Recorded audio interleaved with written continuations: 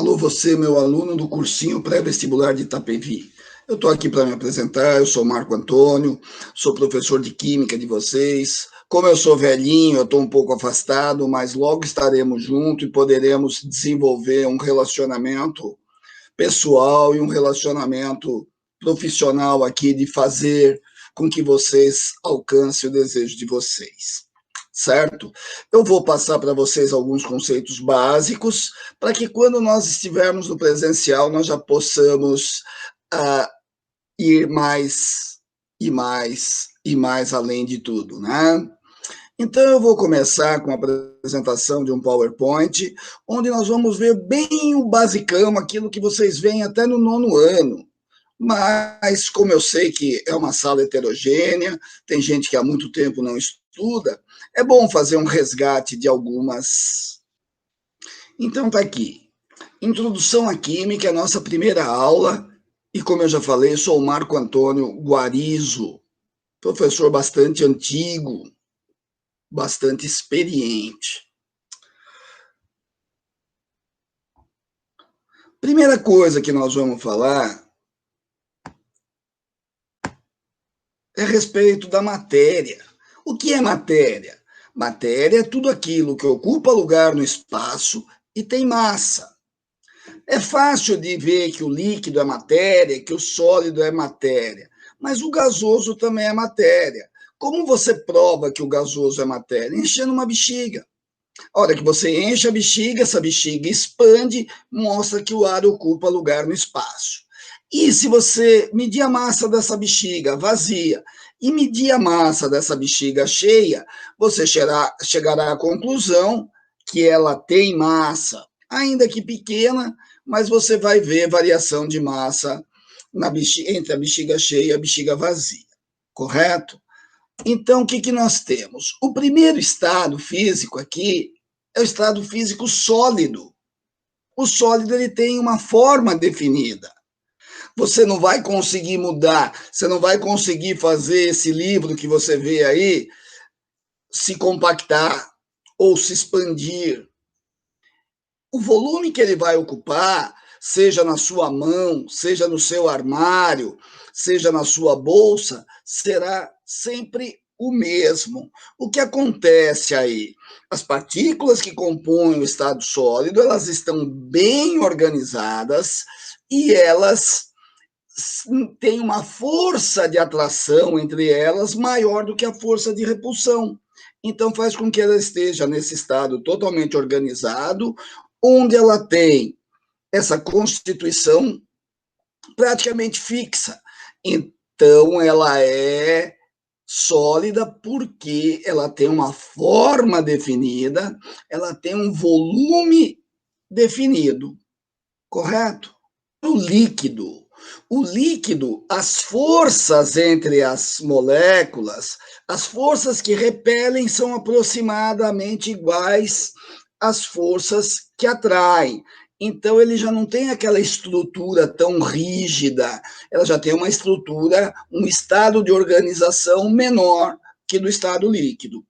Então, se você tem 1 litro de água, você pode deixar esse 1 litro numa garrafa redonda, numa garrafa triangular, numa garrafa quadrada, numa bacia.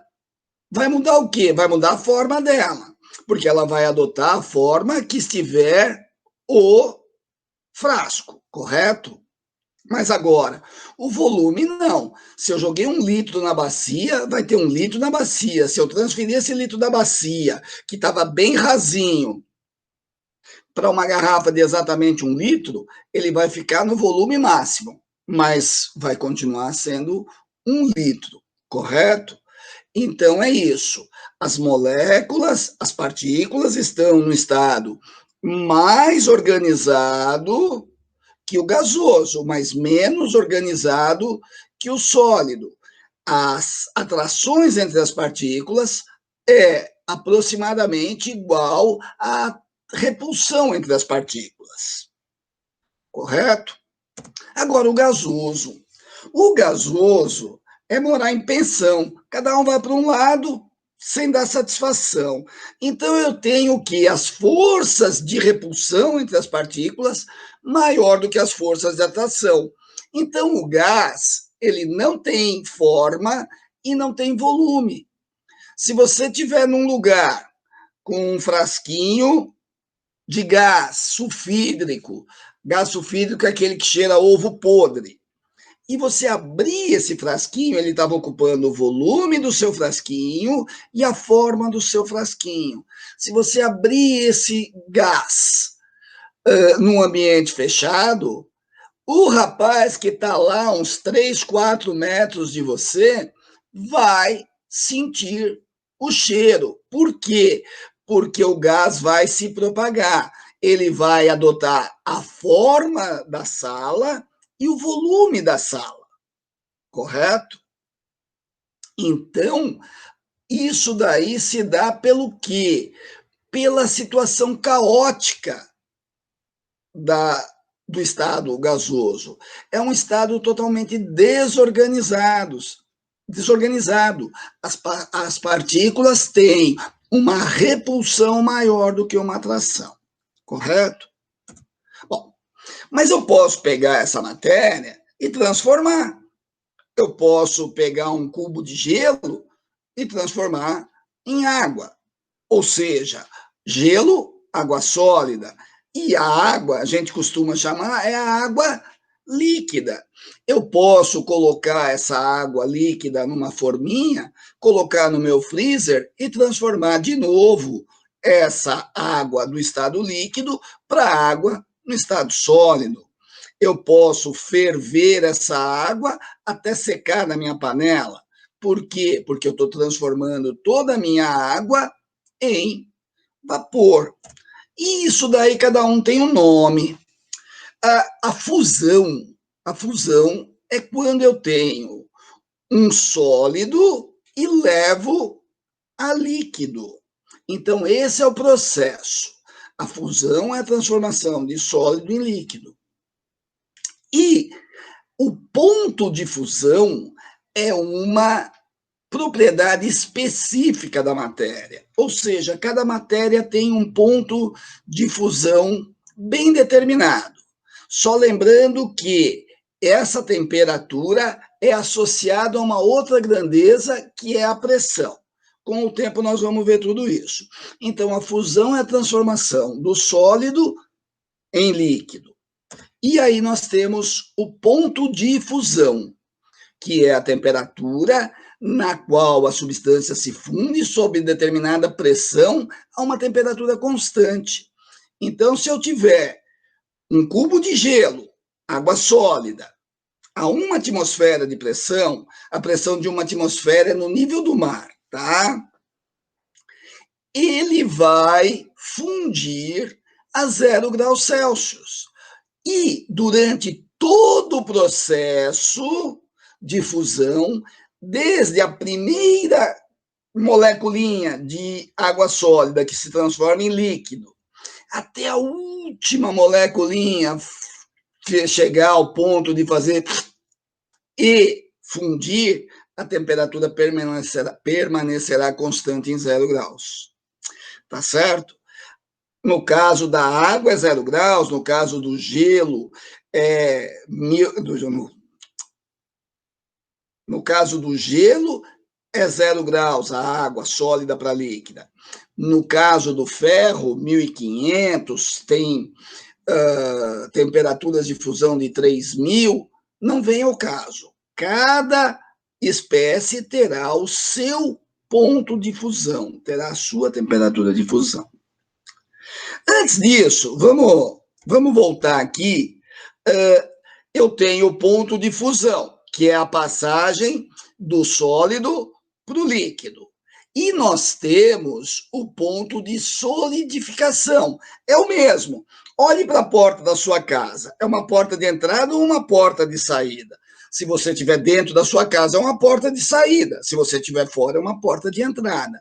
Então, o ponto de solidificação, que é a passagem de líquido para sólido, é o mesmo, tá? Agora eu tenho a vaporização. O que é a vaporização? A vaporização é a transformação de uma substância líquida em uma substância gasosa. Nós vamos ver primeiro dois casos. Nós vamos ver primeiro dois casos particulares. A vaporização são três tipos. Vamos falar da evaporação. A evaporação é o que acontece no nosso dia a dia, o nosso fenômeno do dia a dia. Eu ponho a minha roupa no varal para secar, se eu deixar cair um pouco de água no asfalto, eu nem me preocupo porque ela vai secar. E por que isso? Porque existe uma propriedade que nós vamos ver bem mais para frente, que é a pressão de vapor, que faz com que cada substância tenha a sua taxa de evaporação. Então, isso ocorre em qualquer temperatura, abaixo do ponto de ebulição, só que ele é lento, ele vai acontecendo camada por camada, vaporiza a camada de fora, vaporiza a camada de dentro, isso é evaporação. E a calefação? Você fritou aquele hambúrguer seu, tirou a frigideira do fogo e meteu embaixo da água. A hora que a água bate, instantaneamente você começa a ver aquela água indo para o estado vapor. Então, a calefação também é uma transformação de líquido para vapor, mas quase que instantânea. Por quê? Porque está acima do ponto de ebulição.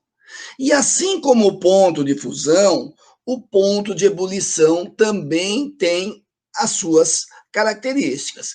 Então, a passagem do líquido para o vapor ou gasoso, nós chamamos de vaporização.